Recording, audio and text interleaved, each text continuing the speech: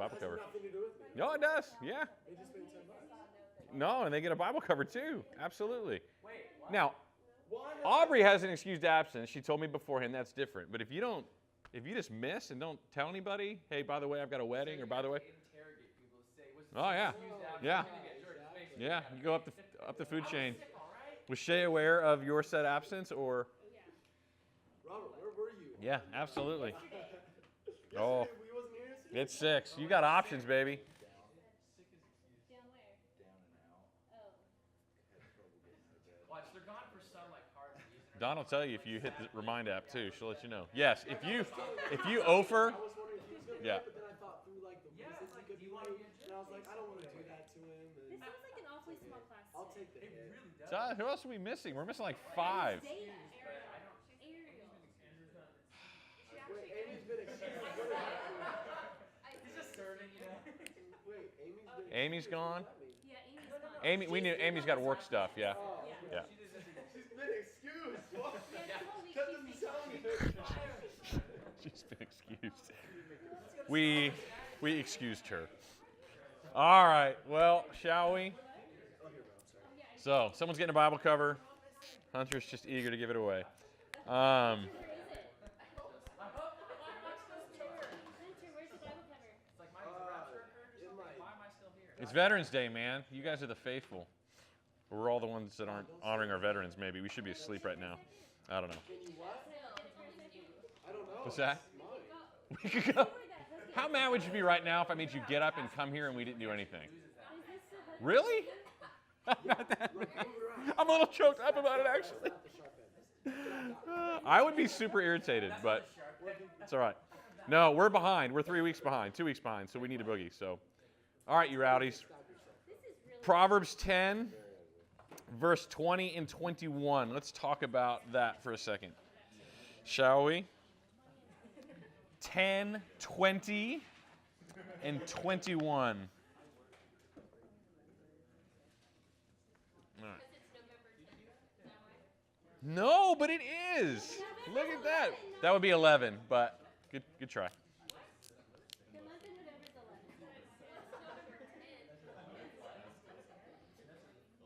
Proverbs 10, November 10th. Because he said 20. Oh, but he's taking Yeah. it further, and he's saying we should go to Yeah, chapter 11. yeah, we would go 11, 20. You want to teach 11, 20? We can do that one. Megan's teaching it? Yeah, Megan will teach that one next. No, 10, 20, and 21. Let's do that one. Megan, are you ready? You got it? You feeling it? 20, 21. Please. No, 10, 20. 10, 20, and 21. Okay. The Read tongue whatever of the you want. righteous is as choice silver. The heart of the wicked is worth little. The lips of the righteous feed many, but fools die for lack of understanding. All right. The tongue of the righteous is as choice silver. Usually when we talk about the tongue, we're talking about, words and what we say and what we don't. The antithesis of that, in part B of 20, is the heart of the wicked is worth little. Now, what does that tongue in verse 20 do in verse 21? The lips, or maybe the tongue we would say, of the righteous feed many. What does it mean to feed people with your lips or with your tongue? With affirmation, with positive things. Yeah, it's the idea that you're speaking life into their worlds, right? You're helping them. Now, the backside of that is if you don't, fools will die for lack of understanding. So you're speaking understanding, wisdom into their world. Your tongue, your lips are being used for the edification of another. You're blessing somebody's life as a result of it, right? How in our circles can we do that? As you think through seasons of life that you're in, where God has you in terms of influencers and that sort of thing, how can you do that? How are ways that you can practically speak life into other people in a Christian maybe worldview?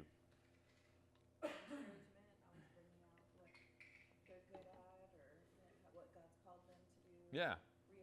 Yeah. And Tammy, in your world, who is that in your world? Who are the people that God has surrounded you with? Yeah. Absolutely. Absolutely. Yep.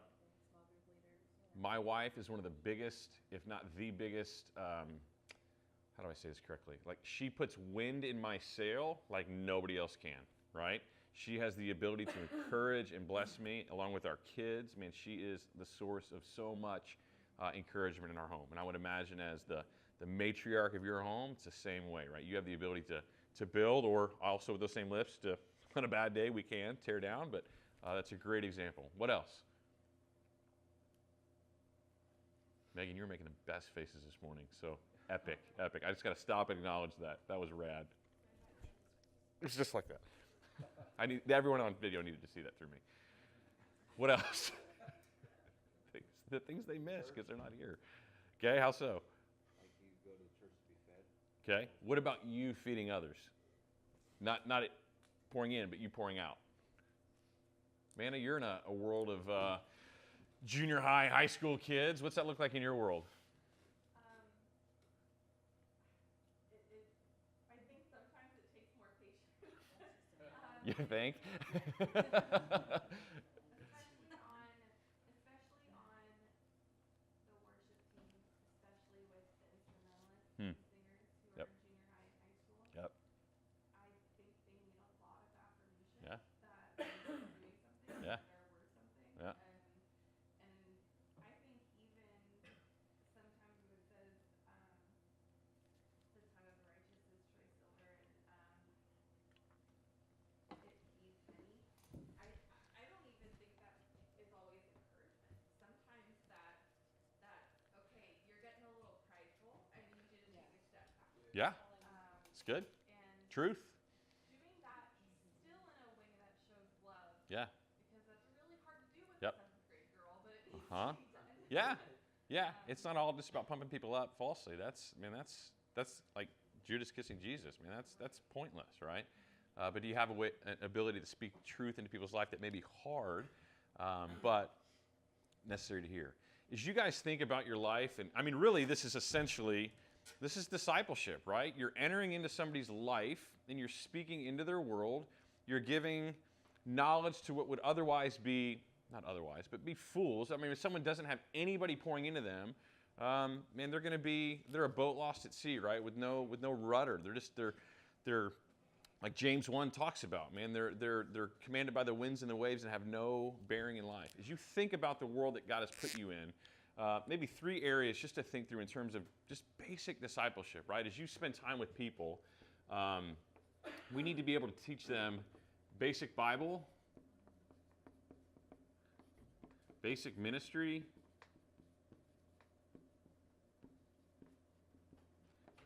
and basic life.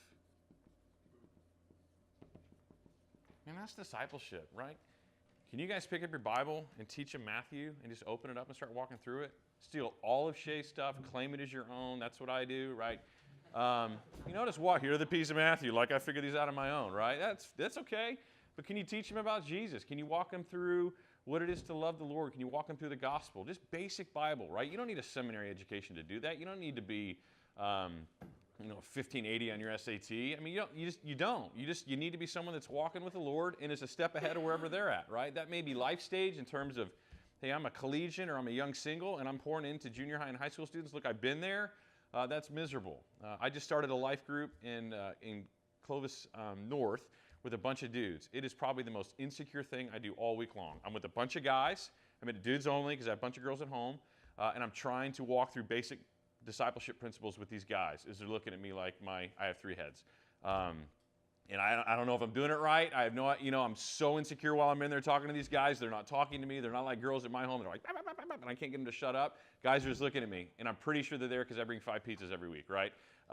But I'm trying to enter into their world. I'm trying to do something to talk to these junior high and high school boys that need some type of hopefully godly influence. And man, I'm trying, right? And I'm probably failing miserably. I watch Jordan Ho. He comes in there with me, and he's like a freaking magician just with these kids. I'm like, how does he do that? But anyway, I'm just trying to teach them a little bit of basic Bible, right? Basic ministry, like, man, how to serve, how to use your gifts, how to know how God's wired you and made you, right? And how to pour into others. And then basic life, hey, pull your pants up. Hey, cut your hair. Hey, brush your teeth. Here's how you shake someone's hand. Like literally, I had a kid that my daughter spends time with. Man, I literally had to teach him how to shake my hand. Shake my hand. Look at me in the eyes when you shake my hand, right? say, nice to meet you, Mr. Sladen. Like, this is expected with adults, right? No one's ever told them. But that's a life skill. You go into a job interview, and you're like, you're not going to get a job, right? So those are things that you guys, because you've lived some life, you know those things. And ad infinitum, right? There's so many that are just life skills that you guys possess. This doesn't take a rocket scientist, but as believers, we need to be thinking through that lens. Like, how can we use our lips and our tongues to bless others around us? You all have the ability to do that, right? Every one of us that God has indwelt with the Holy Spirit, you can be doing that somewhere. Whether it's your kids in that context as a mom, whether it's a young single gal that's rallying folks in WSM, or gals in her dorm, or whatever, guys in your workplace, whatever, right? Any station of life, but this needs to be the norm in the sense of what we're just a part of, okay? So as you think through your life, where are you doing that, right? Where are you pouring out? And I promise you, when you're being poured into and pouring out somewhere else, man, that's the sweet spot of ministry. That's when it gets to be a ton of fun. When you're getting to teach the things that you're learning and God's impacting you with, and then you get to mold and shape others in that process and teach them how to do that as well. That is a sweet season. So as you guys think through your lives, is that a marker of you? Are you spending time intentionally around other people, right? Whoever it may be, right? As many, as few, doesn't matter. But are you doing that on a consistent basis? All right? Thoughts on that? Just be careful how you do it. How so, Robert? Because I was having a moment, and I was talking to my wife and my mom and everybody, and just kind of sharing it. And I went down to Brad's house and talked to him, and That's right. he told me, he said, just draw a circle around yourself and kind of let God work with you, because right now you're you're getting it every day. And be careful that you're not like a furnace. Scold people away from the gospel. So just be careful with, because it's flowing through you so heavy, and your heart's in the right Yeah. place, but they might not be at the same point you're at. Sure. So Absolutely. Kind of just be mindful, let the Holy Spirit kind of hijack the moment. And Yeah. just kind of go that Yeah. direction instead of, No, that's good. hey, check this out, and throw a Bible on Yeah. the lap. Yeah. They don't care. Yeah. But I think that's in terms of discipleship you're Sure. talking about, right? Where you're in that Yeah. context with somebody, not everybody's going to be in that role in your life. Totally. And if you're inviting people in and they come, then great. If they don't, they don't. Look, the guys that walked in that room, A lot of people don't. yeah, and that's okay. That's all right. But the people that God has put in your life that are excited about that and favorable to that, then Hunter called them all swine. But yeah, that's a good word. We got to use wisdom, and nobody wants unsolicited advice, right? So if they're not asking, then don't tell, right? That's not our job. So, all right, well on that.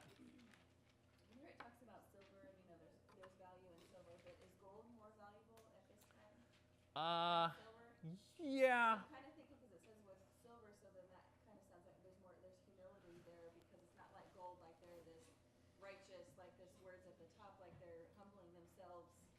Yeah. Yeah, silver still has value, Yeah. but it's not like it's words of Yeah. words, I guess. I don't know. I haven't thought about that. But I think it's value there either way. I don't know that we're making a comparison between what could be, like, if only you were gold, it'd be really good. But yeah, I don't know. Good observation.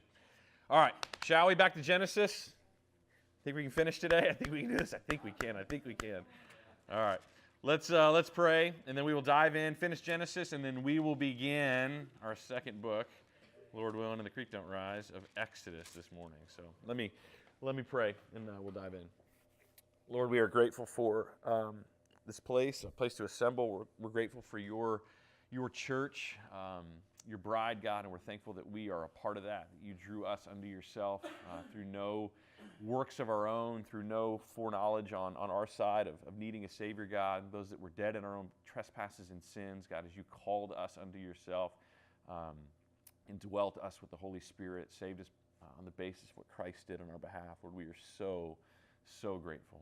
So God, as we journey this morning and as we continue to see our life literally on display through the book of Exodus as we get there, and as we see a mirror image of who we are in you and our journey, God, I pray, Father, that you would do continually a great work in all of us, that you would use this time, God, as we say repeatedly, not just to infect or affect our heads, but our hearts. So, God, we give you this time. We pray, Father, for life change, and all of us, me included, and that you would do a work in us, God. We love you. In Christ's name, amen. All right. Well, as we tie now kind of a final bow on the book of Genesis, we're in chapter 50. We have seen Jacob bestow his blessing upon all of his kids. We're seeing kind of the final chapter of his life. He died at the end of, midway through chapter 50. They mourned for him. We saw 72 days, beginning of chapter 50, or 70 days rather, too short of a Pharaoh. In chapter 50, verse 3, that's mentioned. He's blessed his kids. Jacob gives obviously the double portion of the blessing to Joseph through his two sons Ephraim and Manasseh. Judah is still the one where the line is going to go through, right? We saw that the promise of the scepter shall not depart from the line of Judah in 49 verse 10. What seems to be a messianic, kind of futuristic promise of the future Judean king would come from that line. So with that now, in 50 verse 4 and following, we're now going to see Joseph and his life come to an end, and the rest of kind of the book of Genesis as it concludes with him, and that moves us straight into the book of Exodus. So 50 verse 4, let's pick up there, and let's see now prior to Joseph's death, the interaction with he and his brothers, and him taking care of responsibilities at home. 50 verse 4. When the days of mourning for him were past, Joseph spoke to the household of Pharaoh, saying, If now I have found favor in your sight, please speak to Pharaoh, saying, My father made me swear, saying, Behold, I am about to die. In my grave, which I dug for myself in the land of Canaan, there you shall bury me. Now therefore, please let me go up and bury my father, then I will return. All right, so we asked permission of Pharaoh to go and bury his father back in the land of Canaan. Yeah. It says he talks to Pharaoh's household, but not Pharaoh himself. Yeah, and then Pharaoh answers in verse 6, go up and bury your father. I don't know. So maybe it was a request he made through Pharaoh's servants out of humility. I don't know. Yeah, it's a good observation. But Pharaoh grants him permission, says, go up, bury your father as he made you. Joseph sends, or he's sent by Pharaoh to go bury his dad. They leave their children, they leave their flocks and herds in verse 8, but they send an entourage back to the land of Canaan. Pharaoh sends with him, you see in verse 9, chariots and horsemen and a great company. They come in verse 10 to the threshing floor at Attah. We don't know exactly where that is. It seems to be somewhere outside of the Jordan River, east side of the Jordan, according to verse 10, but we're not sure exactly where that is. But the people around see this great sorrowful lamentation, and when the Canaanites in the land in verse 11 see this basically procession of mourning individuals, they say in verse 11, this is a grievous mourning for the Egyptians, and therefore they name the place Abel Mizraim, which means meadow or mourning of the Egyptians. So they see like, hey, these aren't necessarily our friends. They're a bunch of Egyptians up in the land of Canaan, the Canaanites, but they see this as a burial procession and give them their due and realize, man, this must have been a pretty significant deal, and that there's a lot of folks and they're all in mourning. Yeah, Andrew. Yesterday we were talking how the other day we were talking how they didn't live in Egypt. They kind of set themselves apart. Right. Yet here we see them referenced as Egyptians. Yeah. They kind of, yeah. There's a lot of interaction. I think their home is just separate from where the rest of the Egyptians would have lived in that sense. But yeah, they were definitely commingled, if you will. So yeah. Wait a minute. What are you? I'm sorry. Am I missing? Am I not answering your question? Well, yeah, I'm just kind of looking at verse 11. The other day we were talking how when they moved into Egypt, they had set themselves apart so that they wouldn't become part of Egyptian culture. Gotcha. But there are a lot of Egyptians with them. It says I think that's the all idea. Elders, Yeah. All the elders of the land of Egypt. That's what Yeah. got me. I was like, It's wait, not just Joseph's family that returns to honor Pharaoh's death or to honor Jacob's death. There's Egyptians as well. So, yeah. I mean, it tells you a lot about Joseph and his relationship with Pharaoh and the significance that he had, the role that he played in his life, that he would go honor his father, right? Now, his dad lived there, according to what we saw yesterday, for 17 years in the land, right? So Jacob's well known, blessed Pharaoh. So this is the patriarch of the family, and they get that. So yeah, they mourn for him as well. Okay. Thus his sons did for him in verse 12 as he had charged them. So they take them home, they bury him in Machpelah, in that cave that we've talked about in verse 13. Verse 14, after he had buried his father, Joseph returned to Egypt, he and his brothers, and all who had gone up with him to bury his father. So they go, they return, they honor Jacob. He is buried now with his ancestors, Abraham, Isaac, Sarah, Leah. Rachel is not in there. Rebecca is, but the one that's not of the patriarchal wives is Rachel, who's buried in Bethlehem. Okay. Now the scene's going to turn back to Joseph, and this is interesting, right? There's, if you're the rest of Joseph's brothers at this point, and Dad's now dead, what would be your fear with Joseph? Yeah, maybe you were kind of like Esau, and you were waiting for Dad to die, Isaac, and when Dad died, then you were going to come kill Jacob. Maybe it's not truly grace. Maybe it's just justice withheld and delayed, if you will, and you're not really as magnanimous and as gracious as you seem to be, right? So verse 15, they're fearful of that exact scenario. Read that in 15. When Joseph's brothers saw that their father was dead, they said, "What if Joseph bears a grudge against us and pays us back in full for all the wrong which we did to him?" Right? That's what are they wrestling with right now? What have they been given? Grace, right? And what are they wrestling with? Like, how is that possible, right? They can't understand the amount of grace that they have received, and it's not congruent with how they live. They're not that gracious, obviously, because they killed a brother. Thought they did, tried to. But they can't understand the heart of the Father, and it's mind-boggling to them. And this is years and years afterwards, right? This is 17 years after Joseph has already given them grace and lived with them in an understanding way for almost 2 decades now, and that season went by quickly for us. But they are wrestling with it, and that's their fear. So they sent a message to Joseph in verse 16 saying, "Your father charged before he died, saying, 'Thus you shall say to Joseph, please forgive, I beg you, the transgression of your brothers and their sin, for they did you wrong. And now please forgive the transgression of your servants, of the God of your father.'" Okay, so what is Jacob sends a handwritten note to Joseph saying what? Forgive your brothers. Man, this is 17 years later. Why is that? Wait, you're saying he actually did that? I felt like they were just lying. That's what I thought. I'm like, that's a bunch of crap. That's kind of kicking it when you're down. Maybe, but I think Jacob in a way is saying, "Hey, look, I'm about to die. I don't want this to get weird after I die. Like, I'm not the reason." So I think he's reminding Joseph, be gracious. Now, does Joseph need to be reminded? He doesn't. This isn't because Joseph has been a bitter, he's holding this over their head for the last 17 years. That's not who Joseph is. That's not who we seem to be, and you'll see that in the rest of verse 17. Why is Jacob having to do this? Why would Jacob feel that motivation? I don't know, but where do you see though that, because like Yunan says, when their message came to him, it doesn't say when Jacob's message came to him. I don't see any evidence in there that supports that it's Jacob. It says, in mine it says, your father gave this command. Verse 16, your father charged before he died, saying. I guess, but I'm with you as far as I mean, it's well, not they like a could have big made it up. doctrinal It's not change like or anything like that. Yeah. it's like, oh, wait, by the way, Don't lose your salvation over it. Maybe, possibly. Maybe they're trying to add a little bit more oomph. Who knows? Regardless, you see the heart of it. The brothers are struggling with the grace that has been given to them. And they think that Joseph, who's in the seat of God, is going to act how they would act had Jacob just died, which would be what?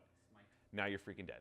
Now I'm going to kill you, right? That's what they're wrestling with. Now, look at end of verse 17. What is Joseph's response when he hears this?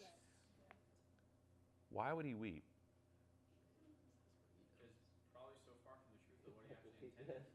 Part of it is you don't understand. You don't understand what I've given you. What else? I mean, I think that's really the heart of it, right? So they haven't fully assimilated grace. They don't get it.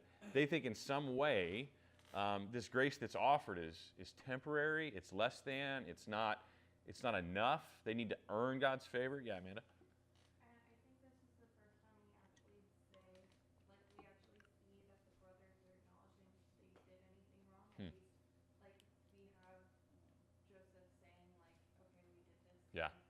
But they never apologize. Potentially. You see in 45, there's I'm inferring, but Joseph, when he set that situation, I think he's seeing an ownership of kind of through Benjamin and through that story in Apology, and I assume through they wept and they talked together, the text says, that maybe there was some, hopefully this isn't the first time they've apologized in 17 years. I'm assuming the best out of these guys, which may be a stretch, but we're going to give them some grace here. Yeah. Yeah. By the way, where does guilt come from? Is this a Holy Spirit-driven guilt in our context? No. That's from the flesh. I think that whether it was Jake who actually said that, or if it was the brothers just Right. lying, Joseph thought it was actually said by his father, and so he could be weeping also because my father didn't think that I had already forgiven them, and I said so. I think it's both. Yeah. I think Jacob maybe hasn't fully recognized that Joseph is as gracious as he seems, because he isn't. I think he's frustrated in that, or sad that his brothers don't get that. But man, this is, again, as we continue to talk about the pictures in this story, Joseph is in the seat of God. We're in the seat of the brothers, right? And this is real. We wrestle with the grace that we've been given as if there's something else that we need to do, right? We need to perform some act. We need to be legalistic. We need to earn God's favor either on the front side or the back side of the gospel, right? We all get that. And some of us, it's easier to say, well, okay, I get that salvation is a free gift, right? But now I need to continue to work for that gift that I had received. And Joseph's saying, you don't understand salvation then. You don't understand the grace offered if that's what you think you need to do. And then Joseph, as a result, weeps over that. Then his brothers also came and fell down before him and said, behold, we are your servants, in verse 18. Like, they think what's coming is like, look, we're okay. Like, whatever you want to do now, Joseph. But Joseph said to them, do not be afraid, for am I in God's place? What does that mean? Yeah, I'm not a judge. God will deal with this one day, and but that's God's business. I have been gracious. And then in verse 20, Joseph is going to make a summary statement of his entire life and his entire worldview in the entire last chapters we've read all the way up to through 37 and following. Okay, this is his worldview. Amanda, if you don't mind, read verse 20. This is powerful. As for you, you meant evil against me, but God meant it for good, in order to bring about this present result, to preserve many people alive. So this horrific circumstance in Joseph's life, how does he see that in hindsight? Finds God in it. Yeah. How did he see it, by the way, in the midst of it? He still had that attitude, right? That's what's amazing about him. Sometimes it's easier in the rearview mirror when everything's 2020 and you go, oh, okay, that sucked, but God did this and this and this from that. Okay. Joseph had the ability in the midst of difficulty in prison and being thrown in a pit to say, God's still with me. Even though my circumstances don't look like it, he loves me, he's not punishing me, it's okay. And what you meant for evil, God meant for good in order to bring about this present result. Well, you can take that verse, pull it out of Genesis, and drop it into every one of our lives, right? When we have been through great difficulty and God is doing something to bring about this present result.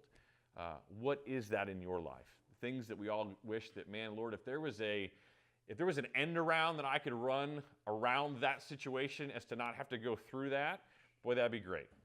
But if you're going to carry me through that, and if you're going to see me through that, the storm in life, whatever it may be, God is going to bring about good. And what's amazing about Joseph is he's the real deal, right? When he has the ability, the power to execute whatever justice he would have preferred to execute at that time, that's not his character. Man, he is as gracious on the inside as he appears to be on the outside. There's no falsities with him. Amazing guy. So he puts his brothers at ease and says, man, that is not who I am. So again, a beautiful picture of the heart of the Father in the midst of that. So verse 21, therefore, do not be afraid. I will provide for you and your little ones. So he comforted them and spoke kindly to them. And the exact thing that they needed in that moment, which was, again, a gracious, loving brother or father in this context, that is what they got. Okay? So, story ends well. He puts them at ease. Again, a beautiful picture of you and I and our wrestling with grace even after having received grace. 22 now. Let's wrap up Joseph's story.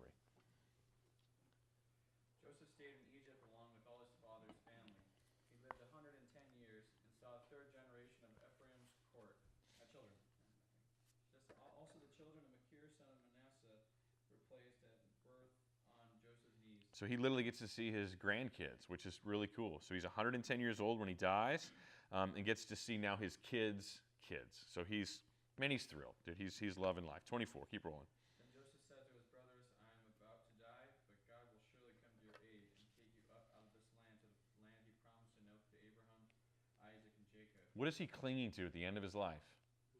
The promise of God. He's 110. He hasn't seen that land since he was 17, right? But he knows Abraham, Isaac, Jacob, my dad received this promise. We're going to leave this place one day. Boy, we got a long haul before we're there. We got another 400 years. But don't forget that. And as a result, what's he saying in 25? And Joseph made the sons of Israel swear an oath and said, God will surely come to your aid, and then you must carry my bones up from this place. So what's his request? You take me out of here. Man, I'm going to be here for 400 years. But when God rescues us, what does he want? Bury me back, right? Do you guys have a cross-reference in your Bible and that in verse 25? Exodus 13. You know what that is? That's Moses grabbing a bone box and taking Joseph back. This promise, 400 years later, Moses goes, I need to take that guy back. How crazy is that? So, He had to have that on the checklist. exactly. Yeah. Get the bones. Get Passover check, get the bones, pots, pans, yeah. Hey, Aaron, don't forget the bones. Totally. So he's probably not talking to his brothers. He's probably talking to their children. In where? In this passage, when Joseph it says he said to his brothers, like they didn't die before him. He died first, or Oh, gotcha. it says he yeah. spoke to the sons of Israel. Got it. And so I assume that's probably the entire family. okay. Yeah. So, yeah, we don't get the death of the other brothers. We don't know. They go away. So, yeah. Yeah, I would assume the whole family. Okay. 26, last verse. Yes. So Joseph died at the age of 110, and after they embalmed him, he was placed in a coffin in Egypt. Dun, dun, dun. We did it. We did it. All right. So that's how our story ends, right? We see the patriarch Jacob dies now. Joseph now dies at the end of Genesis. And it's, again, Exodus 1 is literally just the next paragraph at the end of the book of Genesis. It's going to continue right in line, okay? So we'll get there in a second, but that's the idea, okay? So, Questions? yeah, do you guys want to ask any questions before we kind of check this box? Where in the timeline of the famine is this? Is this story? There's no the end. The end of beginning part, Genesis? like, did we already finish the famine? Or Yeah. was it in the famine? No, famine's over, so we had 7 years. I know, but I don't know when the famine ended in this whole. We don't get a clear ending, but we get we saw when Joseph started like buying, when they were buying grain with money, and then it was with, so Still the famine. that was still famine. At this point, I think by the time Jacob dies, I mean, they're well past that. So, yeah, so they're through. What's that? Yeah, in 49. Yeah. Yeah, I don't know. We don't get a clear delineation as to at what point in the text it ends. We know they're through it. He's there 17 years in Egypt. We know that by the time Jacob comes in, there's only 5 years of famine left. Okay, so, and he lives 17 years. So there's 12 years that he lives in Egypt where all is good. So things start growing again, and yeah, but where in the text that is exactly, man, I don't know. And then how many years approximately is it from like that to when Joseph died? Like, is this like a lot of years? Let's see. Joseph dies in 1805 BC. This is on your Exodus chart, by the way. I'll show you here in a second. Actually, I'll just show you now, since you're asking. I can't read that. Top left-hand corner. Jacob enters Egypt 1876 BC. So 70 years. Copy of that in your life? I can. It's in Dropbox. So No, but you want a hard copy? I'll bring you hard copies next week. Yep. Well, that's a bummer. I can't see that. Anyway, so is that how you do your charting? yes. This is one of my charts. So, yep. Yeah, I'll walk you guys through this. Yeah. I knew that's what I'm Yeah. having a hard time trying to You're gonna do one for Leviticus too, Hey, We can take that now. and you don't get to see mine first either. No, I'm not leaving. Bunch of stuff, laws, rules, everything. Yeah, Amanda. Do you know what the Hebrew word is for, oh gosh, where'd it go? Oh no, I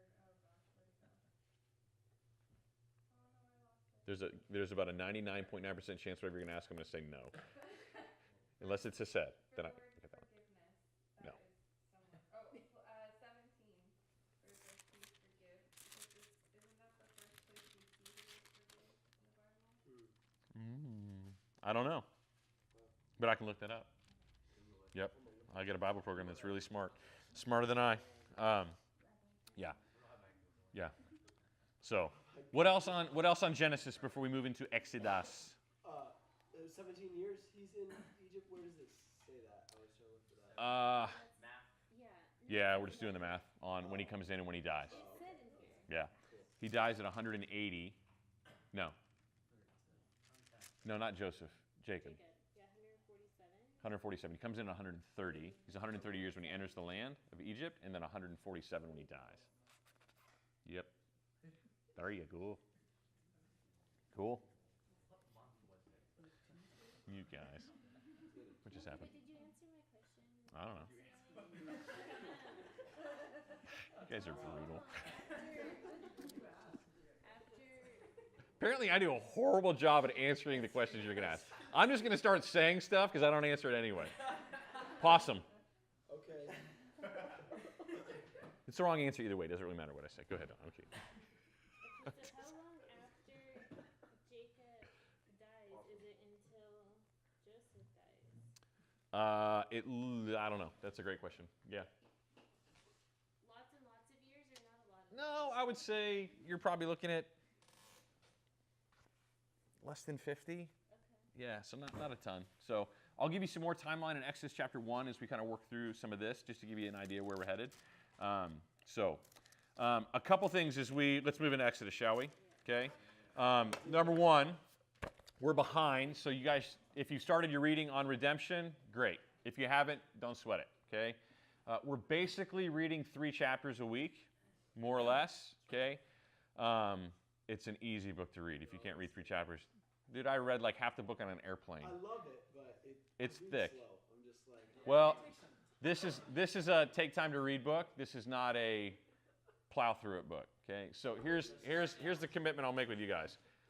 I don't care if you read next week. You have Thanksgiving break after that, so if you've got some downtime and want to process a little bit, then the goal of this book is to paint Exodus in a different light than we normally paint Exodus. Okay, I'm going to give you the didactic, right? Exodus, the breakdown of the books and the chapters, right? That's great and fine. Okay. There's a story out of Exodus that is a mirror image of our story. Exodus is our redemptive story, right? If you go through Regen and you see some of those imageries, this is kind of our story. So this book is really here to prep you for what we're going to do in the spring. Okay, Shay's going to walk you guys through some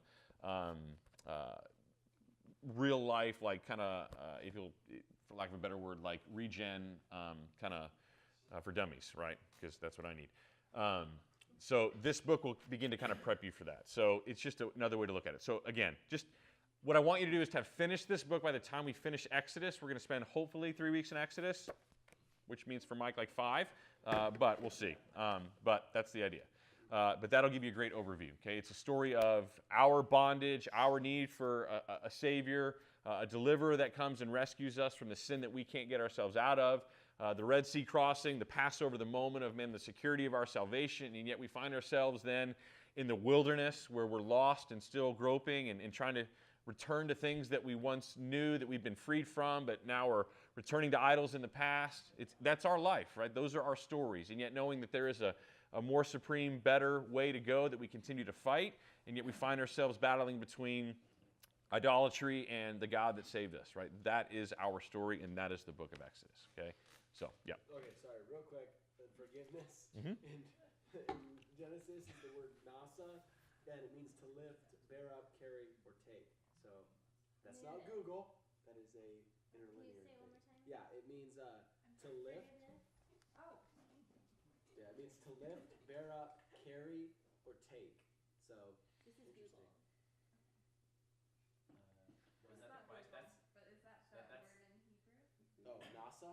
Like, Yeah, NASA. It's like NASA, but Maybe that's where we got the word NASA. no, it's Hebrew. to lift up. So I make it sound Hebrew. You guys see all that? NASA. Oh, that's your program. NASA. I'm not smart. I just have All you better have to do programs when than you you. ask the questions is just type it into there. Oh, what? Okay, Mike. Okay. This program is cool. There you go. Tell us what it says. Where are we looking? So this is your instant feedback. So that's the word forgive. Okay. The lemma. That's the actual Hebrew. That's the transliteration of it. So you guys figure out how to say that. I have no idea. Yeah. That's Some. how you say that. Okay. Hunter knows, man. I don't know. It literally means to forgive or lift up. So, Hunter, good job. Way to Google. I feel like that was totally different from anything I said. You said it means to forgive or lift up. You nailed it, dude. the word NASA. But the word is forgive, so duh. To lift up. You said it means to lift up. That's good. Oh, it does say lift up. Yeah. Okay, I thought. Yeah, okay. right there. Okay, my Hunter, you bad. can go up there and help Mike teach a little bit today. Bring it, dude. Yeah, bring your Google up there and you'll be good. Yeah, I looked it up on Blue Letter Bible. Oh, this is To lift up, to carry, to rise, to bring, take away. Yep. Okay, So, what is cool? this explaining to us? this is saying this word, nasa, or however I should take it in Hebrew. Why am I getting the spinning beach ball death right now? Go away. This is the different ways that word is used in the text. Which one that is in that? It's saying in this context, it means that. So. But it could mean all those other things. In other places in the Bible, it does. Now, this is a smart dude or dudette's interpretation of how this verse is used. So in this word in this context, so it's not rock solid, but it's pretty reliable. Okay, so there you go. Cool, That's very Jace. Yeah, so on the redemption book, we're not setting aside specific time in class. We're not talking about in class. This is just a primer for what's coming in the spring, and you'll get all the discussion you could have ever wanted on Wednesdays when we get there. So it'll be really good. Okay. No. This is a small groups thing, part of the small groups, like biblical, like on the Wednesday group. Yeah. Yes. It'll be that Wednesday deal. Yep. It'll be part of that. Manhood, womanhood, and this will be separate from that. But yes, that's the time we're going to cover it is on Wednesdays. Yes, sir. So I heard from like last year's group that Brad comes in and does Song of Solomon, walks through Song of Solomon with us. Yeah. He won't this year because he just taught Song of Solomon. But we try to get him every year to do something. He's like grabbing air sometimes though with him. So he's got a busy schedule, and if we can get him in, we want to get him in front of you guys because we like Brad. But it's just a matter if he can swing it with his schedule. So, yep, cool. So, Mike, real quick before we go on, when, like after Thanksgiving, how far into redemption should we be? At least 2/3. Okay, so almost done with it. Yeah, almost done. So we'll do. I mean, if we stay on schedule, which don't hold me to that. We're starting Exodus today. Next week off Thanksgiving. The week after that. So we'll probably finish Exodus first week of December. I thought Shay told us you were gone for a week. I am. The week after Thanksgiving, I'm off. Yeah. So. Mid-December, January, February, graduation Look, day. I've been doing this for 14 years, and I have no idea when we're going to finish, if that tells you anything. So just be encouraged. Mike has no idea. So if you know, let me know. That'd be awesome, because I am absolutely clueless. What I do know is we're going to start Exodus now. Okay? Here's what this chart looks like in hard copy form that none of you have. But it is up there. So, But do you have an Acts chart? yes, I do, and you can't have it. It is for sale, though. So let's talk about. You want to start the bidding now? Or you want to do that after class? When's the meeting starting? Yeah, you guys, you're like a bunch of squirrels. It's like the substitute teachers here, and I can't keep them on track. We can keep distracting them for as long. All right. So, theme of the book of Exodus is what? Redemption. Okay. So if you want to sing deliverance in your head, if you've watched Prince of Egypt, like those are the two words that come to mind. Yeah. But it does be. It's a lot easier when you're reading a book called Redemption. to make the view or the theme of Exodus about redemption. Okay, so Too much fun today. It's like way all too much day. fun. None of you, Megan doesn't even want to be here. She wanted to go home, so she was hoping I dismissed class. So she's just sitting back there making funny faces at me the whole time that you guys can't see. So here's the breakdown of the book of Exodus. Okay, so as you guys can see how I chart, this is my brain. There are different ways to do that, but usually what I do at the top, like I showed you with the Genesis chart, is I try to get really big picture stuff, the 30,000 foot view, and then continue as I move down the chart to get a little bit more detailed, right? So if we take 3 big sections of the book of Exodus, obviously there's 40 chapters. The first 11 chapters are Israel's bondage. They're in slavery in Egypt. So the first 11 chapters that we're going to read are all about what does this season look like? Why are they there? What's going on? That's the idea. So, and then you get some nuggets on there. Israel in bondage to Egypt. Chapter 1 covers 400 years. So think about that. One chapter. We're going to see Joseph die again in chapter 1 of Exodus. And then there's like a sentence that covers 300 years of history, and that's all we get.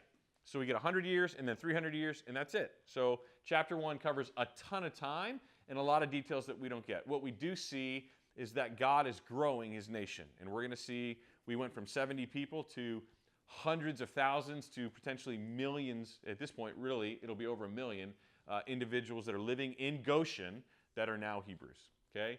And then you can kind of see the breakdowns that we'll get to this morning. We're going to see God raise up a deliverer. That guy's Moses, right? God appears to Moses in 3 and 4, and then so on and so forth. And that's going to be our story through the first third, if you will, of Exodus. Okay? And again, this isn't the right way to break it down. It's our way to break it down. It's my way to break it down. Okay? So if you want to break it down differently when you chart your book of Exodus that you don't have to chart, then by all means do. But when you do Leviticus, which you will do, and Acts, there are different ways to do it. So the goal of a chart is for you to be able, on a sheet of paper, to understand the whole book, and for you to be able to do what I'm doing now, which is to say, here's what this book is about when you're teaching other people. So do it in a way that makes sense to you, right? If you want pictures, if you want whatever. I've seen a lot of different creative ways, right? The idea is that you need to own it. It needs to be yours. And the more you own it, the better it's going to be as a tool for you, okay? The second third is Israel's discipleship. We're going to see the Exodus. We're going to see the Passover. We're going to see God deliver his people out of Egypt. And then he's going to take them to the desert. And this is going to be, this is the woodshed. This is where God is going to teach his people. He is going to use this season in the wilderness to discipline and teach his people, okay?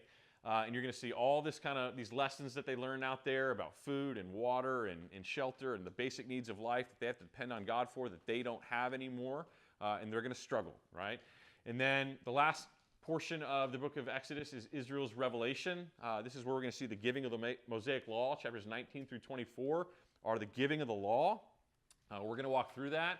We're going to see in chapters 25 through 31 and then 35 through 40 the instructions for the building of the tabernacle. Literally, like a third of the book is an instruction manual for a tent. A third of the book. I mean, it's insane how much detail God puts in to the building of a Coleman tent in the wilderness, right? And what color it needs to be, what elements need to be in there. I say that tongue-in-cheek. Obviously, the tabernacle is the meeting place between God and man. That's where he dwells in the midst of his people. It's a really, really big deal that God would spend that much time on it, right? So we'll look at that, okay? We'll read every verse and every color of curtain and all of it, right? So good. You will be overwhelmed. Just teasing.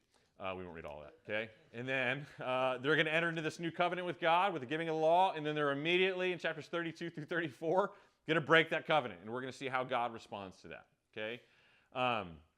Underneath that, you kind of see epic prose, like that's history, chapters 1 through 18, and then 19 through 40, there's not necessarily any historical ground covered. It's all the giving of the law, instructions, and that sort of thing, okay? And then if you want a timeline, kind of where we are, chapter 1 through 2:14, we're in Egypt. Then 2:15 through 4:17, we're going to see Moses in Midian, so that's where the story is going to take place. Then back in Egypt all the way up through 12:36. And then from 12:37, this is fascinating, to Numbers chapter 10, we're in the same place. They're at the foot of Mount Sinai.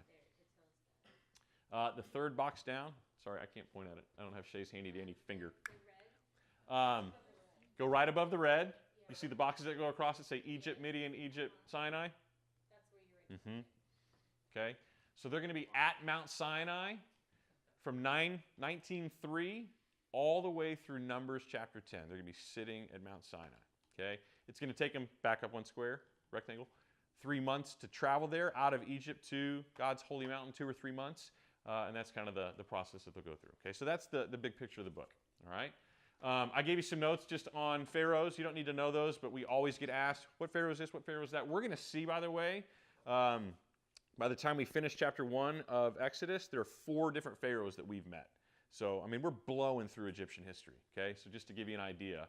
The plagues are in there, so as we need to reference those later, we'll see kind of the plagues that are given. Every plague, by the way, is it's a cage match with an Egyptian god. Okay, God is systematically going toe-to-toe with every Egyptian god saying, let's cage fight, who's better? And obviously we know how that story ends, but he is systematically disassembling the Egyptian religion. And he's going to prove to them, I'm Yahweh. I am God. I'm the only God. Bring all of your gods. I'll beat them all with my pinky. Kind of, that's the idea, all right? The feast and festival stuff that Shay's kind of briefly walking through in Acts, we're going to see that laid out in the book of Exodus, the schedule that they're on and what they have to do, why God does these things, and we'll teach those here, and hopefully we'll get a chance to teach one of them in Big Church here in a couple weeks, or months. So, and just a couple nuggets for me, like, I don't know, I found these interesting. So Moses' leadership development, Moses is 120 years old when he dies. His life breaks up very nicely into thirds, right? So, and you're going to see kind of how that works and what God does in his life. Every chart that I do some type of like information box of author, date, like the key elements, the purpose, if I can find something big picture. If there's a key verse to said book, I mean, that's a good place to put it. Not every book has a key verse, but for instance, in Acts, there is a key verse that is Acts. All right, that should be on your chart. If it's not, you've swung and missed. Okay, so that is the outline for the book of Acts. John has one. Some books do, some books don't. Right, and if there are any keywords or concepts or whatever, I'll throw those on a chart as well. We've seen God's name before, Yahweh. We've seen that as early as Genesis chapter 4. But for the first time, we're going to see God basically walk through what that name means, in a sense. So it's really important when Moses says, look, you want to send me to go to Pharaoh and tell him to let my people go.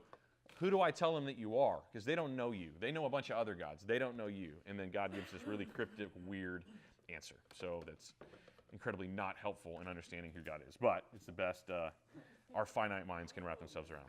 Okay? So we'll get there. It's fascinating. But, okay? So now we're starting Exodus? Yes. You guys ready? 4 pharaohs throughout the whole time. Moses is born to like the exit. That's just nuts. Yeah, so if you look at the first one, right, I don't know all these names either, right? So Jacob's family entered Egypt to avoid the famine. So there's that Pharaoh that comes in. It seems like the Pharaoh that Joseph had that relationship with, Joseph dies during his reign as either the first and the second, but he obviously was known by both of those guys and loved by both those guys. There's another Pharaoh, I'm sorry, not a Pharaoh, the Hyksos invasion. There's a group of people that come in, and this is just Egyptian history, that invade Egypt. They become slaves in their own country. That's crazy.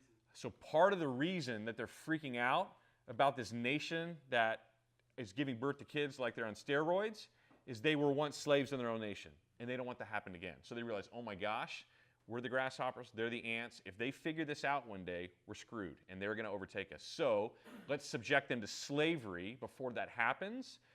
They'll be the slaves instead of us. So that's what that invasion is. What really is the preceding event that really makes the Egyptians go into that.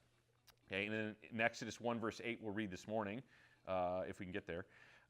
This is the Pharaoh that does not know Joseph, does not know the history, knows it, but doesn't yada, if you will, doesn't have this intimate relationship with Joseph. It's just all stories in the past. So when he's faced with the decision of, yeah, I want to oppress this people, like, what do I care? They mean nothing to me. They're a group of people that some Pharaoh 4 pharaohs ago let come into the land that, man, I didn't agree to that. So he's fine with oppressing them, okay? And the rest of them are written down. I threw at the very bottom there King Tut. That guy comes way later, but he's probably in our worldview as Americans the most popular of Egypt's pharaohs, right? His kingdom or whatever. But he comes in the book of Judges. So I mean, he's hundreds of years down the road from where we are right now. Okay, so just so you have him. So he doesn't fit into the Exodus timeline, but just wanted you to see where he fit. Yeah, go ahead, Robert. My mind's blown right now. Your mind's blown. You okay? Yeah, no, because of Hollywood and all the crap they put about Exodus. It's crap. Yep. A lot of it is. There's no So. other way to say it, really. Yeah. I'm going to give you guys, by the way, pretty conservative dates. Historians are going to disagree over a lot of this stuff. One of the benchmark dates in your Old Testament is 1446. That is the date of the Exodus. It's on the very top of your chart in between Israel's bondage and Israel's discipleship. You see in gray up there. That date in the Bible is crystal clear. Okay? Historians would say there's absolutely, let me say this, non-Christian historians, Christians that have a different agenda would say there's absolutely no way the Exodus occurred in that. There's no Egyptian history on it. There's no information. It had to occur in the 1200s. They would put the date way after, hundreds of years later. There's been several attempts. There was a recent movie that even came out that kind of walked through the evidence. The book was called, or the movie was called Evidence That Demands a Verdict. No, that was Josh McDowell. Patterns of Evidence is what it was called. Sorry. Book and movies in my head. Where a Christian basically tries to find solid information in Egypt's history to say that, no, a 1446 date is actually correct. So that's the date I go with. That's the date the Bible goes with. I think there's plenty of evidence to support it. But we don't have, it's not something that, I would take a bullet for, if you will. But I thought Ramses was the pharaoh at the time. yeah, that's in that odd, right? That we don't. Yeah. So this seems to be how that unfolds. So So I was looking yeah. for his name up Yep. there, and it's not. He's not. So Ramses comes. There's a city that gets named after him as they leave, but I think he comes later, or they rename the city anyway. So that's part of the reason. By the way, Ramses comes after. I think he's in like the 1200s or something, in between the second to last pharaoh and then King Tut, as I recall. And then they rename a city after him later. And we saw that yesterday. There's a city called Ramses, but it's not called Ramses in the history of the text yet. So he comes later. But that's the guy that's in Prince of Egypt, right? I don't know. So you guys figure it out. Again, there's just a lot of dating issues with the stuff that we don't have. Moses was never like a part of the pharaoh's family. No, he absolutely was. And we're going to see that this morning. Okay, I'm reading it. I don't see it. Yeah, just wait. We'll get there. Okay. So, cool. So that's big picture of Exodus. So with that, Exodus chapter 1, the story of redemption or deliverance. Let's begin, right? Exodus 1:1, these are the names of the sons of Israel who came to Egypt with Jacob. They, each one with his household, right? We saw this already in the book of Genesis, right? Who came in? 70 persons in all. You get all the kids named by their mothers, by the way. Reuben, Simeon, Levi, Judah. Those are from Leah. Then you get Issachar and Zebulun that are from, not Rachel. I'm sorry. Issachar and Zebulun are all from Leah. So the first 6 kids mentioned are Leah. Then you get Benjamin in verse 3, who's from Rachel. Then you get Dan and Naphtali, Gad and Asher, who are Zilpah and Bilhah, respectively. All the sons who came from the loins of Jacob were 70 in number, but Joseph was already in Egypt. So there we get our 70 number again, the total number of people that entered into Egypt. Okay? Now, we've seen all this before. Verse 6, Joseph died, so he dies twice apparently, and all his brothers and all that generation. So he dies, his brothers die. That's all you get, by the way, the brothers dying. There you go. So you asked, that's all we know. When they died, we don't know, but they're done. And that entire generation, okay, so that's right there in verse 6, that's a 100-year period. When Joseph dies, his brothers die, right? So that's about 100 years. Now, verse 7, the sons of Israel were fruitful, increased greatly, and multiplied, and became exceedingly mighty, so that the land was filled with them. Okay? There's 300 years of history in verse 7. Okay? So, this is basically fast-forwarding, saying, yeah, they lived there. They lived there in relative peace for 3 generations, for 300 years, 400 years if you include Joseph coming in and the death, and they're multiplying. And they're living there in peace underneath the pharaohs that know Joseph, appreciated Joseph, heard his stories, and they have given them freedom. So they're doing whatever Hebrews do in Egypt for 300 years, right? They're making babies and living in sand and whatever. So God is blessing his nation, okay? Now, the problem is verse 8. How did you find out that there was 3 generations in verse 7? Where did it tell you that? It doesn't. I just looking back at the timeline. Okay, that's Yeah. okay. So, yep. Are we supposed to read this? Yeah. Read verse 8, please. Now a new king arose over Egypt who did not know Joseph. He said to his people, Behold, the people of the sons of Israel are more mightier than we. Come, let us deal wisely with them, or else they will multiply, and in the event of war, they will also join themselves to those who hate us and fight against us and depart from the land. I mean, can you hear just the smackings of this previous invasion that I briefly covered, right? Like, oh gosh, we've been down this road before. This group of people has multiplied. We had a foreign people come into our land, literally take over. There was no Pharaoh ruling at that time. They were literally Egyptian slaves in their own nation. So this Pharaoh doesn't know Joseph. Now, he knows his story. He knows of his history, but there's no personal knowledge there. And he's fearful now that Joseph is dead, his brothers are dead, there's no link to them, that they're going to have history repeat itself. So he steps up, and this is his answer in verse 10. This is what they're going to do. I'm sorry, verse 11. So they put slave masters over them to oppress them with forced labor, and they built Pithom and Ramesses as store cities for Pharaoh. All right, so you see Ramses there. That city is named later. It's called something else right now, and I can't remember. But to date it to where it would have been known for readers, right, the scribe probably changed that, which is, happens. Is there something in Egyptian history that would cross-reference with all this? Yeah, that city for sure, and I can't remember the name of it. No, it's further south into the west of the Nile. It's in that movie. So, by the way, if you guys have, I think it's on Netflix. Patterns of Evidence. It's worth watching. It's a really cool, it's a cool film. Does he give the different date than you give, or I know he like shifts the Yeah. timeline and then it all. He doesn't land on that date, but he definitely lands on that area. Yeah. So if you guys are interested in that stuff, it's actually he does a good job. The problem is, scholars have basically said, listen, everything he's talking about has been said before and has been put down before, and he's offering no new evidence. So he would say that he is, but whatever. So it's kind of like David until 1994, I think it was. They had zero archaeological evidence that King David ever existed. None. So how do you defend that like, we know it happened, but we just don't have a coin with his name on it or whatever. Well, with Solomon built temples. Solomon built a bunch of stuff that outlasted. David didn't build anything, right? So finding evidence thousands of years later that says, yes, he was here, is not the easiest thing to do. Well, in 1994, they found some inscription on some building, whatever, where they finally, in archaeology, it proved what we already knew to be true. So it's the same in my argument with that. So, Ben, did you have a thought? No. Okay, so that's the trick with some of this stuff. So if you're not like a builder that literally builds things that outlast you, then finding evidence of your existence is tricky. Real quick, storage cities. What are those? They just store grain? Or? Yeah, that would have been places where they would have stored grain. They learned a little bit from Joseph. Yeah. When you walk into a city, by the way, in Israel, what you will see are walls. Then you'll walk through the city gate.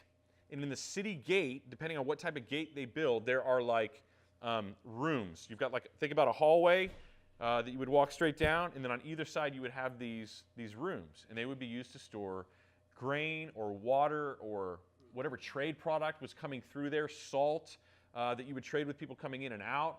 So they would build into their cities those types of things, right? So they were brilliant. So Egypt did the same when they realized, yeah, we're the breadbasket of the world, and we have a ton of grain that we need to store. And they would have cities that were dedicated to that. Okay, so we see a very different attitude early on for us, 400 years later for the Hebrews, of how they are now being treated by the Egyptians. Okay, so we got taskmasters.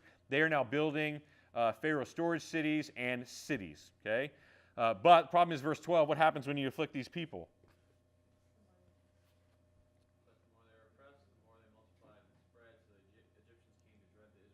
What does that sound like to you? But the more they afflicted them, the more they multiplied. What other book does that smack of that you just got through reading? New Testament book. Sounds like the book of Acts, right? When you put pressure on the church and you afflict them and punish them, or right, you put them underneath difficulty, what happens? man, the church grows, right? It expands. It expands in the midst of suffering. So, I thought that was an easy question. I'm trying to give you guys big, like, watermelons here. Do you like us? Are we okay? All right. So the Egyptians compelled the sons of Israel to labor rigorously. They made their lives bitter with hard labor and mortar and bricks and all kinds of labor in the field and the labors which they rigorously opposed on them. So their lives had gone from relative freedom and having, living in a foreign country, but man, had freedom to do whatever they want to. Now they are, they're indentured servants, right? They are slaves in every sense of the word. So verse 15 now, this plan isn't working. So just putting them underneath forced labor is not dealing with this population control that they need to fix. So verse 15. King of Egypt said to the Hebrew midwives, whose names were Shiphrah and Puah, when you help the Hebrew women in childbirth and observe them on the delivery stool, if it is a boy, kill him, but if it is a girl, let her live. All right, so now what is commanded?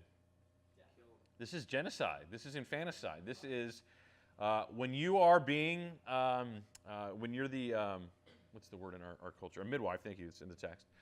And you see kids being born. If it's a girl, you can keep her, but the males, you're going to kill. Like, you're going to take the kids that are unwanted. If it's a son, you shall put him to death, but if it's a daughter, then you'll let them live. Okay, this is now the Hebrew midwives, right? Now, if you're a Hebrew midwife, what a horrible position to be put in, right? Do you execute your own and at that point then save your life because this edict came down from Pharaoh? Or do you not? You know, what do you do? What a horrible situation. Now, thankfully, verse 17, the midwives feared God, our God, right? Now think about that. We're 400 years later. Our country hasn't been around but like half that amount of time, a little over. And you've got midwives who still worship a God that was to them not just decades old, we're talking generations old. So what has happened in 400 years with the Hebrews? They kept their loving commitment to God. How about that? Where's America 250 plus years into this? We suck, right? We're abandoning God. The Ten Commandments are out of our schools, they're out of our law system. Everything that's in the scriptures, we're trying to figure out a way to do it that is the exact opposite of how God said to do it. And we're not even at 400 years. Can you imagine what another 100 plus years of history are going to do in this nation? I mean, it's going to be wheels off, train wreck, yard sale. I mean, it's going to be a disaster. And now you have this group of people 400 years later whose parents taught their kids about Yahweh, who he was, about Abraham, about Isaac, about the Nephilim, and all the weird stuff in Genesis. I mean, they taught them this stuff, and they know it to the point where when all those people are dead, there's still a sense that I fear God because my faith has been handed to me by my parents, right? Their lips, their tongues blessed me and taught me, right? Basic Bible, basic ministry, basic life, right? So we've got a group of people that still know who Yahweh is and what his desires are for them. Though they don't have a Bible, none of this is written down. They're telling stories and they're worshiping a God that, a land that they've never lived in. I mean, this is fascinating to think their convictions are that strong in a day and age where none of this exists. Yeah, Tammy. How would the king meet with the midwives? It just seems like you've got the king, which is this highest honest position, and the midwives are kind of like maidservants. Yeah. Yeah. Did he call his staff to call a big meeting? Could be. How would Yeah. it be that they would go to them directly Yeah. without? Probably an edict sent out from him. I don't know. That's a good question. I would assume there's a go-between somewhere. Or maybe they were called to the palace and were told this. And we just get two of them named, right? Puah and, by the way, I dare you to name your kids that. So they could have been midwives for almost everybody. Potentially, or that maybe these are just two that were highlighted. I don't know. So what a horrible position. Like, your whole country's going to hate you or Pharaoh's going to kill you. Those are your options. You disobey, you're dead. You obey, and you're an outcast. So these women are brilliant, okay? Now, the midwives feared God, did not do as the king of Egypt had commanded them, but let the boys live. Nice work. Okay, 18, here's how they pull this off. So the king of Egypt called for the midwives and said to them, "Why have you done this thing and let the boys live? midwives said to the Pharaoh, because the Hebrew women are not as the Egyptian women, for they are vigorous and give birth before the midwives can get to them. That is so awesome. Kind of funny.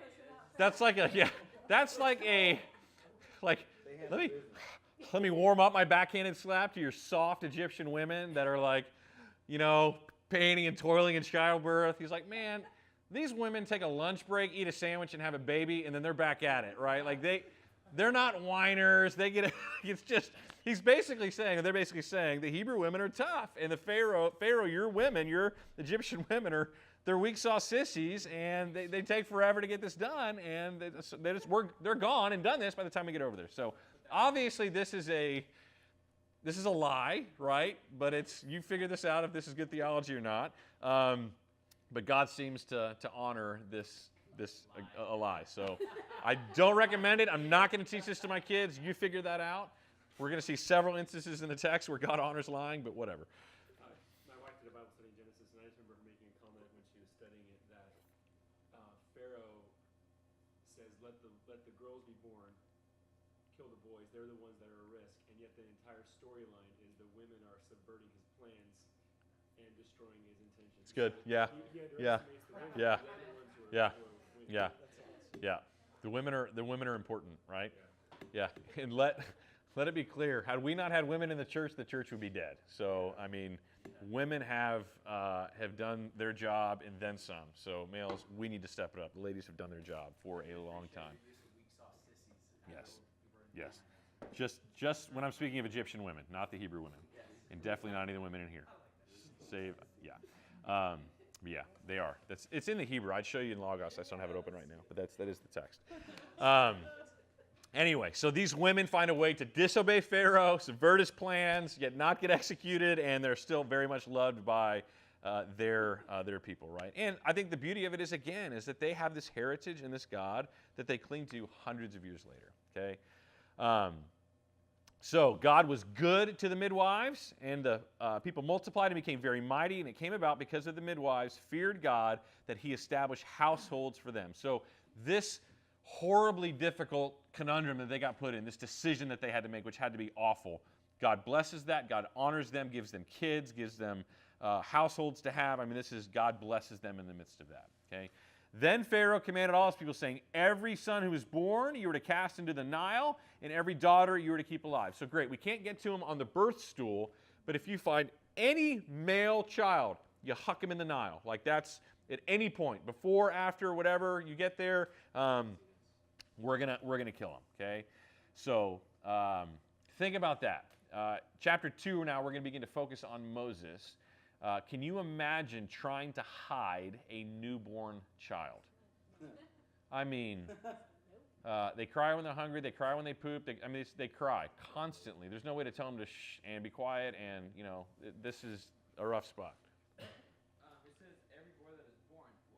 Is there any evidence of how old would they go? What was the cutoff limit for? Is it newborn baby? I'm just curious if there's any other outside evidence. Probably from the edict, the time of the edict. That and I would 2 is kind of the age I have in my head for whatever reason, but that's probably more New Testament. But yeah. Yeah. Like the ones when they said that the babies came before they could get there, they're like, okay, well if they do, then just gotta stick them in the Nile now. I would assume so. Yeah, I mean, if they find a 4-month-old, your baby's dead. So, yep, that would be my assumption. So, I mean, we're a long ways from Joseph being the savior of this nation, right? I mean, what a turn of events. So in 22, when it says that Pharaoh commanded all his people, but it just means God's people. I think now this extends past 2 Hebrew midwives. So listen, you're Egyptian, you can do this as well. It's like street justice. Find the kid, toss him in the Nile. So I think it's an edict that's been sent out to everybody, and it's no longer just the Hebrew midwives that are in charge of, where you're kind of passive in this. It's like, no, if you find a Hebrew male child, you have the right to execute that kid. I think it'd be Egyptians as well. Yeah, the Hebrews obviously are not going to take part in that. Pharaoh commanded all his people. Yeah, sorry, killing Hebrews. Yes, yeah. Egyptian and Hebrew children, all of those had to No, I'm sorry. I thought for the Egyptians would have been carrying out the killing of the Hebrew children. The Hebrew parents would obviously not be killing their own children, so it's just the Egyptian people that are carrying it out. Sorry if I misspoke. Okay? Yeah, Yeah, if they want to, but I doubt that's going to happen. I suppose so. Yeah, You said it's only he's commending the Egyptians if they see a Hebrew baby. correct. Because it's only the Hebrew, but he says here, every son who is born you are cast out. So if he's talking to all his people, wouldn't that include the Egyptian No. babies as well? No, just Just because of the context. yeah, yeah. I think that's probably Yeah. the only reason. It's only the Hebrew kids. Yeah. So yeah. Okay.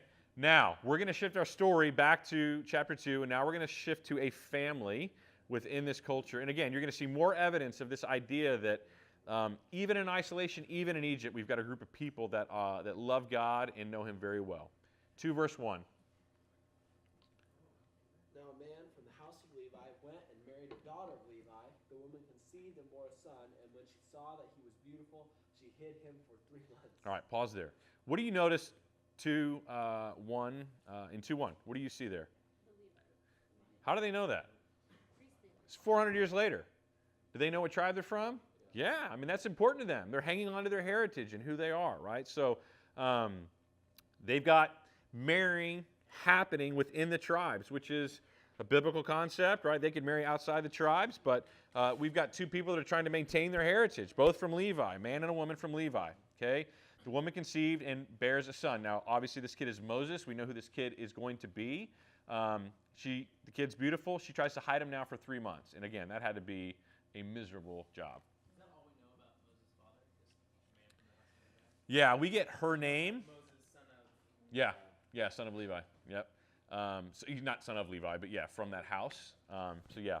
What? Is his yeah. name Amram or something like that? I don't know where I That's the. Oh, you may be right because we get not Jochebed. Yes, Jochebed. Yeah. I think you're right. I think we get that later on in the. Yeah, we get it in the story. You are right. Biblical scholar.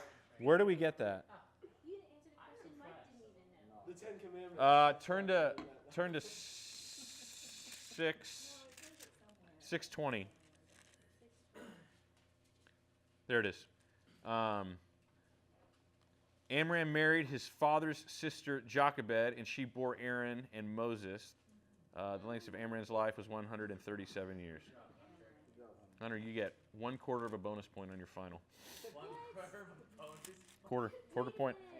Yeah. John's like, there's extra credit. Can't forget that. You already said that there's some, but like you didn't give us this ahead of time that we could. You're fine. It's only a quarter point. We round down anyway, so it's essentially meaningless. Yeah. It's totally meaningless. Yeah.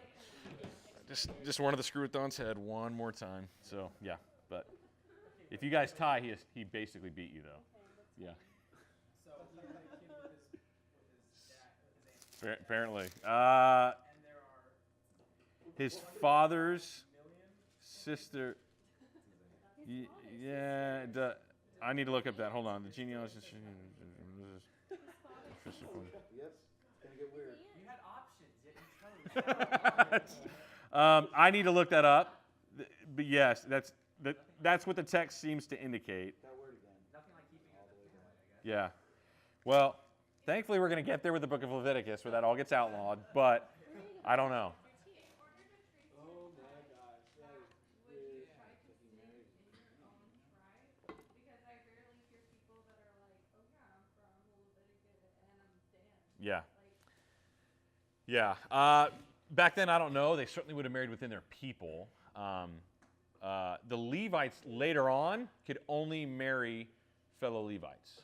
They're going to be told as the priestly line that they could marry, but it had to be within their tribe. So they had an even narrower, they had a smaller pool to fish from. So that's what happened. could be. Because it says that the house of Levi went out and married a daughter of Levi. Yeah. Yeah. So we know that occurred. So absolutely. So their practice of what in Leviticus could have already been. Yeah, but there's other things in Leviticus they're not so much paying attention to, which is the bigger concern.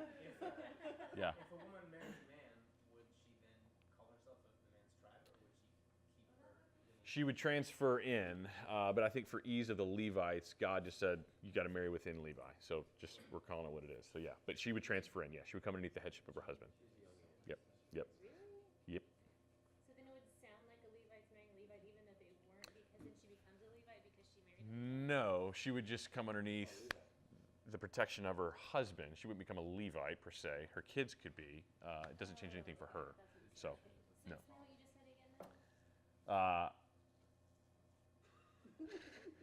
Ben asked if a non-Levite married a Levite, was she now considered, the inheritance that would come from Judah or whatever, she now comes out from underneath her father into that tribe, which for a woman would be based on whatever male children that they have, so they would get the blessing. So she would be, Okay, that makes sense. yeah, my wife went from a Castle to a Sladen. She's considered a Sladen. Same concept, so, yeah.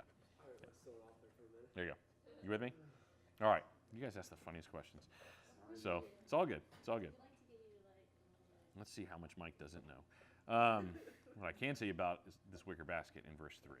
So, hidden for 3 months. Here's what she does. Verse 3. But when she could hide him no longer, she got him a wicker basket and covered it over with tar and pitch. Then she put the child into it and set it among the reeds by the bank of the Nile. His sister stood at a distance to find out what would happen. All right. So, can you imagine how desperate you are as a mom when this seems like the best option? Let's take a basket. Let's waterproof it as best we can with tar and pitch. Let's put my 3-month-old kid in it and push it down the Nile River and hope for the best. Well, I don't know if but here it doesn't necessarily say that she pushed it down the river. Like, was she just trying to wait for somebody to come along and pick it up? I mean, that's what It is correct. It doesn't say push. It's not like, here, chuck it. There you go. Let's hope it lands somewhere nice. We can't What's the yeah. Mike sometimes uses allegory to explain. No, I think, and we're going to see the end result. So what is her hope? That somebody gets the child. That somebody's going to find the kid. That's the idea. So she's just not like, she's not trying to drown it. She's him. Her goal is that someone's going to find this kid, right?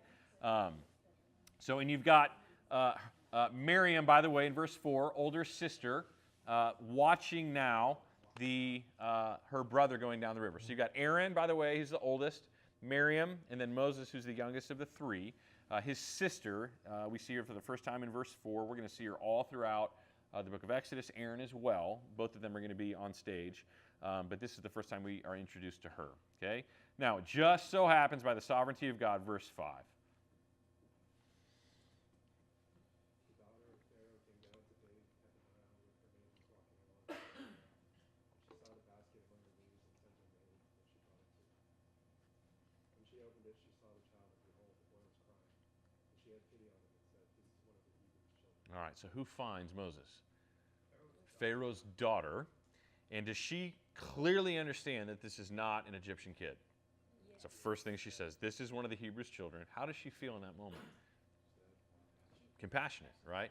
Now, play this out. We don't know for sure why this is the way it is, but there's some good evidence in the text that this is why this played out.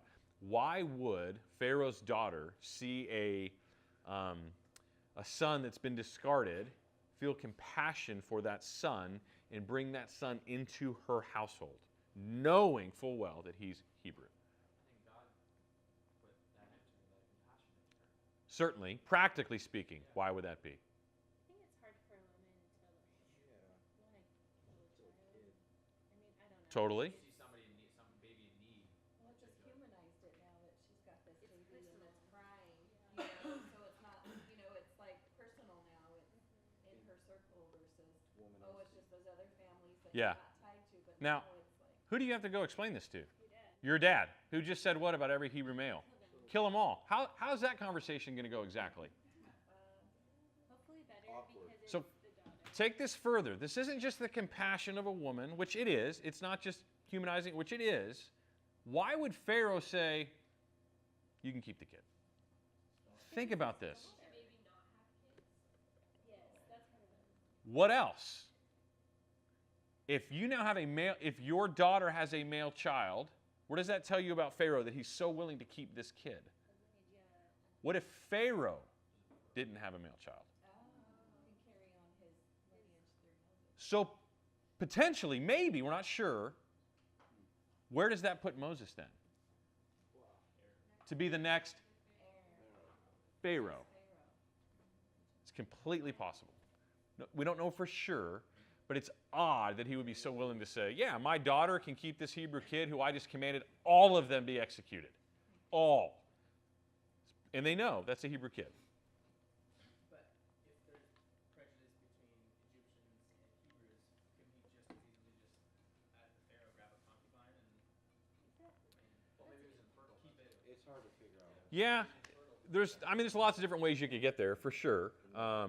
So potentially, but maybe he doesn't have males. Maybe he's making female. I have no idea. And again, I'm conjecturing in the text, so don't take that as fact.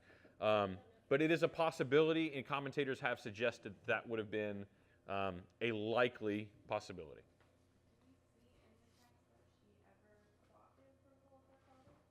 Not explicitly, but you think he's going to know?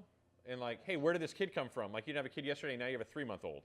Did I miss 9 months? And, so like it's... I think that's what, like, I don't know much about the history of this time, but at birth, without the makeup and everything, would an Egyptian baby look any different than a Hebrew baby? Nope, not really. Could she apply that? Potentially. I was kind of Yeah, potentially. Found this random child. I never thought she went to, hey, this Yeah. is a Hebrew boy. Yeah. It's just clear that she knows it's a Hebrew boy. You're going to see that Moses is known as a Hebrew as well in his household. So it's not it's known that he's not Egyptian, clearly in his home, so in his adopted home. Well, he's 3 months old, right? So wouldn't he have been circumcised? Or maybe that's how she knew? Yeah, that would probably be a very good indicator. Yep, if they were, yeah, absolutely. So there you go. You know, we talk Hunter, about what do you want to know about it? Monday through Wednesday. Yeah. But we try not to talk about it Friday and Thursday. I hear it's your favorite subject. Wait till we talk about it in Joshua. You don't need to be sorry. It's funny. It's good. Oh, it's so good. Yeah. Oh, there's more coming, Hunter. We got the whole book of Joshua. We got Flint Rocks. Oh, buddy, it's so much fun. Yeah, it's coming. So yeah, more than likely that would have been how she knew. My point is, they know. Pharaoh knows later. Like the people around them know that Moses is Hebrew. Like they say as much. This is not some hidden fact, right? It just seems odd to me that he would be so willing, and the commentators have suggested that's a possibility. Now, when we go to Acts 7 next week and we find out how Moses was raised, I think there's more in there that'll tell you that this wasn't just some pity case, feed the kid Cheerios, let him watch Backyard again. I mean, this kid was not just some random, like, oh, let's do something kind for somebody else so we can feel better about ourselves. That's not what Moses was, okay? So we'll get to that in Acts. But anyway, let's finish up through chapter 2, verse 10, and kind of watch now this process, and we'll get, again, more on Moses in the book of Acts, okay? Sees the boys of Hebrew. This is one of the Hebrew children, verse 6. The sister said to Pharaoh's daughter, shall I go and find a nurse for you from the Hebrew women that may nurse the child for you? So Miriam says to Pharaoh's daughter, hey, I noticed you have this Hebrew kid. How about that, right? He just happens to be my brother. But can I find a nurse for you that can nurse him, breastfeed him, since you're not able to do that, right? You haven't had a kid.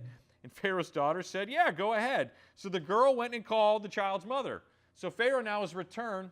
Moses is returned to his mother Jochebed for brief times. And she is told, take this child away, nurse him for me, and I will give you your wages. So she's now paid to nurse her own kid, right? And what else? What other privilege does she get in the midst of that? Yeah, and last she saw, she was pushing her kid down a river, right?